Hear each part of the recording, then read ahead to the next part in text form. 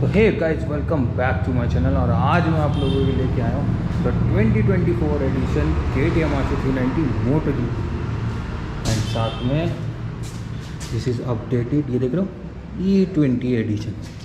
तो 2024 में इसके कुछ न्यू कलर्स भी आए हैं, बट वो कुछ खासे नहीं है, उनसे अच्छी तो यही लगती है। तो इस गाड़ी के बारे में बात करेंगे कि क्या E20 में आपको पावर कम मिलेगा, क्या आउटपुट कम मिलेगा, या एवरेज अच्छा आएगा। इस सारी वीडियो के बारे में इस वीडियो में बात करेंगे। आगे मेरे साथ बने रहेंगे। हाँ जी, तो अभी बात करते हैं सबसे पहले इसके इंजन के बारे में। तो इसमें आपको मिल जाता है liquid cool DOHC FI engine, ठीक है। तो जो आपको निकाल के देता है 43.5 PS की power and 37 newton metre of torque, जिसकी वजह से ना ये गाड़ी जब स्ट्रीट्स में उतरती है ना भाई, तो लिटरली आग मुकती है, आग। मतलब कोई भी किसी भी 400 सेगमेंट की एक निंजा 400 को अलग कर दो तो इसके आसपास भी नहीं है कोई। ये गाड़ी उस किस्म की परफॉर्मेंस देती है, ठीक है। टॉर्क अच्छा है, पावर अच्छा है, तो उस हिसाब की गजब की परफॉर्मेंस देती है। फिर इसमें बात करते हैं, तो इसकी बात करते हैं टायर्स की। तो इसमें आपको मिलते हैं, आगे मिलता है 110 सेक्शन का टायर, पीछे आपको मिल जाता है 150 सेक्शन का टायर। MRF के मैक्सेलर टायर आते हैं इसमें, जिसकी ग्रिप ना भाई नेक्स्ट लेवल ग्रिप है। मतलब आपको गाड़ी अगर आप रोड पे लेके चल रहे हो, आपको थोड़ा बहुत इधर उधर भी करना है तो भी आपको एफर्ट डालने पड़ेंगे। विदाउट एफर्ट गाड़ी ना तो इधर होगी ना इधर होगी। अच्छा खासा टायर सेक्शन आता है। KTM ने ना इसमें एक इंजीनियरिंग का कमाल किया था, ठीक है। वो ये कि इसका हर तरफ से वेट रिडक्शन किया गया है, चाहे वो इसका टायर्स का सेक्शन हो, यहाँ का सेक्शन हो, अलॉयज़ के पास से, ठीक है। देख लो अलॉयज़ बहुत पूरे हल्के किए हैं। दूसरा इसका डिस्क ब्रेक, उस पर से भी एक्स्ट्रा मटेरियल हटा दिया। उधर से दिखाता हूँ, बहुत ही लाइट वेट, देख रहे हो कितनी हल्की। मतलब लग ही नहीं रहा भाई डिस्क ब्रेक है, ऐसा लग रहा है कि किसी ने पत्ती से बांध दी। तो इसकी तरफ से वेट रिडक्शन हुआ है, ठीक है। पूरी गाड़ी में ओवरऑल कंप्लीट वेट रिडक्शन हुआ है। पीछे से भी सेम। दूसरी चीज़, इसमें ना स्प्लिट चेसी आती है, पहले आती थी सिंगल चेसी कि आपका एक्सीडेंट हो गया या कुछ हो गया तो उस वजह से आपको बड़ी दिक्कत आती थी कि अगर वो बैंड हो जाए। बट इसमें ऐसा कुछ नहीं है। इसमें अगर आपका पीछे से कहीं बैंड होता है, आगे से कहीं बैंड होता है, तो स्प्लिट चेसी आती है, ठीक है। ये देख लो थोड़ा ब्लैक इसकी, ये चीज़ अलग है यहाँ तक, और ये चीज़ फिर यहाँ से अलग है।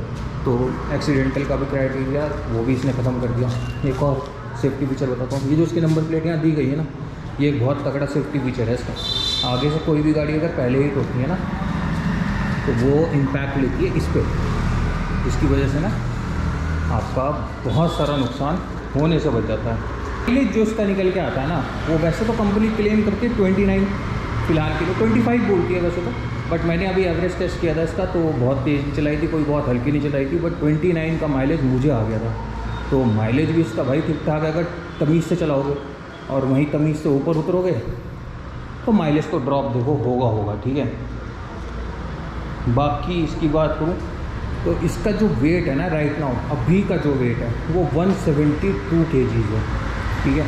मोटो GP में जितनी 1000 cc गाड़ियाँ दौड़ती हैं उनका वेट होता है 150 kg, 150-155 kg के आसपास। बट इसका वेट लगभग अराउंड है 172 kg। फ्यूल टैंक इसका पुरानी जो गाड़ी थी उसमें आपको 9 लीटर का फ्यूल टैंक मिलता था, बट इसमें अब ये भी मेटल का हो गया मस्त। ये अलग है, ये अलग है, दोनों चीज़ें ये भी स्प्लिट हो गई हैं। तो इसमें अब आपको मिलता है 13.5 लीटर का फ्यूल टैंक, जिससे ना इसकी रेंज जो है आपको थोड़ी प्रीवियस वन से अच्छी मिल जाती है नए वाली में। तो इसमें भी जो बहुत मतलब ये ओवरऑल गाड़ी ना भाई इतनी ज़बरदस्त गाड़ी है कि इस गाड़ी के बारे में जितनी बात की जाए उतनी कम है, ठीक है। राइट ना अब इसके सस्पेंशंस, तो इसमें एपेक्स के अप्स एंड डाउन फोक्स मिल जाते हैं आपको, जिसकी वजह से ना इसकी हैंडलिंग और ब्रेकिंग नेक्स्ट लेवल जाती है। ये आपके एडजस्टेबल नहीं है, बट जो आपका पीछे का मोनोशॉक है इसको आप एडजस्ट कर सकते हो अपने हिसाब से, अपने अकॉर्डिंग। तो कुछ देखने में भाई किस कदर लग रही है, ये मैंने बाहर से लगवा लिया था, बाहर से का खुद ही लगा देता, ये भी मैंने वीडियो बना रखी है, ये भी मैं आपको दिखा दूँगा।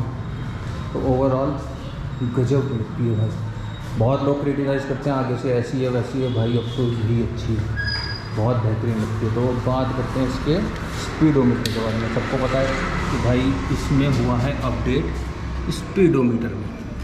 तो कुछ इस तरीके का सेक्शन इसमें आपको मिल जाता है। इसमें आपको 3 तरीके के वो मिल जाते हैं, KTM my ride, trip and data, motorcycle setting.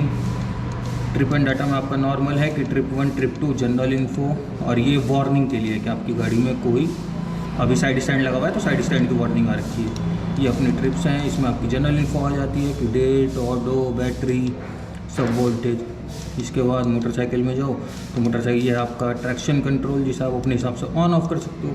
यह आपका ABS, इसे भी आप अपने हिसाब से ऑन ऑफ कर सकते हो। इसमें ही आता है सुपर मोटो, ठीक है, जिसके लिए ये गाड़ी बहुत खरीदी जाती है, क्योंकि हम जैसे फास्ट राइडर को स्विचेबल ABS ज़्यादा पसंद आता है as compare to full ABS, मतलब जो भी है छोड़े। उसके बाद आता है क्विक शिफ्ट रेस, भी आप मैं हमेशा ऑन रखता हूँ क्योंकि राइड करने में आसान हो जाता है। इसके बाद आप सेटिंग पे जाओगे तो इसमें आपके यहाँ पे आप अपने फेवरेट सेट कर सकते हो कि क्या क्या आपको चाहिए। ट्रिप 1 ट्रिप 2, ये इसकी स्पीड, ये सेकंड स्पीड, ये इसका टाइम, ये इसकी फ्यूल रेंज, ये डेट और ये बैटरी। इसके बाद आपका ये क्विक सेलेक्टर 1 है। इसमें आप अपनी जो भी फेवरेट चीज़ है वो है। ये आपका ब्लूटूथ ऑप्शन है, ठीक है, इससे आप अपनी गाड़ी को ब्लूटूथ से कनेक्ट कर सकते हो। उसके बाद ये थीम का ऑप्शन है, ये आपका ऑटोमेटिक पे रख सकते हो या आप अपना नाइट, वैसे तो नाइट ही मोड में है क्योंकि अंदर खड़ी है। ऑटोमेटिक पे ये बस वाइट हो जाता है बाहर जाता है तो। उसके बाद ये आपकी शिफ्ट राइट है, इसे भी आप सेट कर सकते हो कि आप अपने पहला RPM कौन सा चाहते हो जिसमें शिफ्ट हो जाए, लाइट ब्लिंकिंग जो आती है। सेकेंड वाला फिर ये इसका, और तीसरा आ गया हमारा शिफ्ट लाइट जो कि ऑन है, ठीक है। उसके बाद क्लॉक एंड डेट, फिर ये यूनिट है, फिर लैंग्वेज है, सर्विस है, एक्स्ट्रा फंक्शन, ये सब। तो ओवरऑल कुछ इस हिसाब का आउटपुट हो जाता है इसका। बहुत बेहतरीन है 2024 एडिशन, ठीक है। इसका जो नया कलर आया वो कुछ खासा नहीं है आज 390 का, बट इस कलर ने फिलहाल के लिए धूम मचा रखी है। और सबसे बड़ी बात, अभी बात रह गई प्राइस की, बाकी सारी बातें तो कर ली बट प्राइस की रह गई। तो ये पड़ रही है अभी हरिद्वार उत्तराखंड में फ़िलहाल के लिए 3,74,500 रुपये की ऑन रोड, ठीक है। कंप्लीट जो आपको पड़ रही है वो लगभग 4 के आसपास मान लो, क्योंकि आप थोड़ा ऊपर से मॉडिफिकेशन कराओगे, वैसे कराओगे तो सब चीज़ें लगभग आसपास उतनी पड़ जाती हैं। एग्जॉस्ट को मैं इसमें नहीं रिकमेंड करूँगा, आप इसे स्टॉक ही चलाओ। एग्जॉस्ट में इसका वो साउंड आउटपुट नहीं आता जो कि आना चाहिए, तो आप इसे जितना स्टॉक चला सकते हो उतना स्टॉक चलाओ। स्टॉक में भी बहुत अच्छा साउंड है, कोई ऐसा नहीं है कि मुझे वो कान दर्द वाला साउंड चाहिए और इनमें साउंड आता भी नहीं है। KTM की बाइक्स में एक और डाउन फॉल है कि इनमें साउंड ही नहीं आता है। आप एग्जॉस्ट लगा लो, कुछ लगा लो, इससे अच्छा तो ये स्टॉक एग्जॉस्ट में कंप्लीट अच्छा साउंड दे देती हैं, तो आप इसे स्टॉक ही रखो तो ज़्यादा बेटर है। E20 का जो अपडेट आया, E20 का अपडेट मैं आपको बता देता हूँ। E20 कुछ नहीं है, आपके फ्यूल में जैसे आप पहले स्कूटर चलाते थे तो स्कूटर में आप तेल के साथ मूविल ऑयल ऐड कराते थे, सेम इसी तरीके का एक फ्यूल, नए तरीके का फ्यूल गवर्नमेंट ने इंट्रोड्यूस किया हमको, जिसको हम बोलते हैं E20। अभी तक मार्केट में नहीं आया है वो प्रॉपरली, लेकिन कुछ टाइम बाद आ जाएगा। तो जैसे आप स्कूटर में टूटी डलवाते थे, ऐसे ही अब आपको बाइक्स में थोड़ा टूटी डलवा के इसको काम चलाना पड़ेगा। हार्मफुल कुछ नहीं होता, पावर लॉस कुछ नहीं देता, एवरेज लॉस कुछ नहीं देता, सेम ये उसी आउटपुट की गाड़ी है। इसमें और इसकी BS3 में कोई अंतर नहीं है, सिर्फ एक टॉप एंड का अंतर है कि 174 पे लिमिटेड हो जाती है, BS3 181 चली जाती थी। BS3 से अच्छी भागती है, BS3 से अच्छा पिकअप है, BS3 से अच्छी रिफाइनमेंट है, BS3 से अच्छी परफॉर्मेंस है। सिर्फ एक टॉप एंड कम ले लो थोड़ा सा, बट ठीक है, इतनी चीज़ें आप बियर कर सकते हो अगर आपको इतनी परफॉर्मेंस सेक्टर चाहिए। ये बदलाव तो कुछ है नहीं, वही जैसे 2023 में आती थी वही सेम है, बस थोड़ा हाँ पावर में मतलब पावर की टॉप एंड में थोड़ी कम रहती है, क्योंकि जो इसका पहला फेज़ निकला था वो 177 तक चले जाता है, बट ये 174 पे लॉक आ जाता है। और उसके बाद भी कोई टक्कर में नहीं है भाई अपनी भैया, इसके टक्कर में कोई नहीं, ये जहर पीस है जहर भाई। इसके आगे कुछ बस क्या ही कि R15 या RS या भाई कुछ नहीं, सब फेल। RC 390 के नॉट 200cc। 200cc में आप दूसरी बाइक्स को ज़्यादा वो दे सकते हो, क्योंकि इतने एक्सेलरेशन की हमें ज़रूरत नहीं होती। इसमें कुछ बहुत ही ज़्यादा एक्सेलरेशन दे सकता है 200cc में, इतना चाहिए नहीं, उसे थोड़ा सा और अच्छा करें अगर ये, और थोड़ा टॉप एंड उसका अच्छा करते हैं 144 समथिंग तक जो नॉर्मल टॉप एंड आता है, तो एक बारी को कंसिडर की जा सकती है।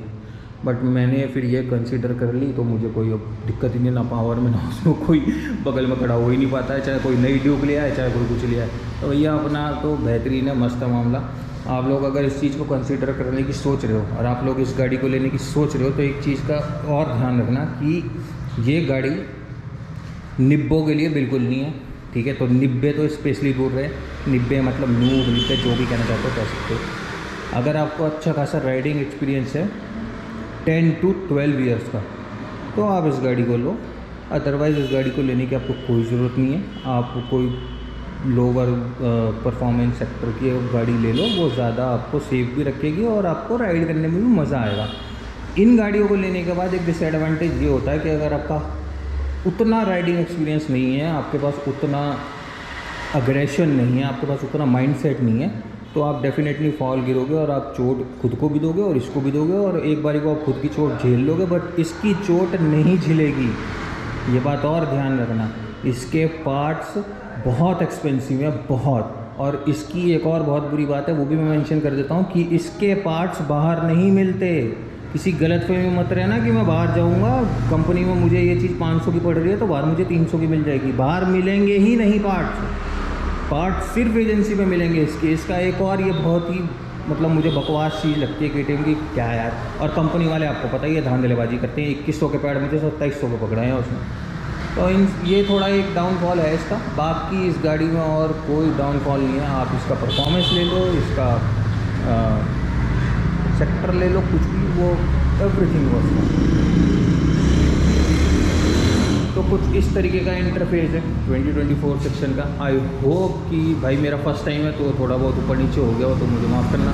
बाकी आई होप कि आप लोगों को मेरी बात समझ में आई होगी, ठीक है। कुछ इस तरीके का ओवरऑल इंटरफेस देख लो अब इसका। भाई पीछे से तो बहुत ही गजब लगती है, बहुत ही गजब, मतलब क्या ही गाड़ी बना दी है पीछे से।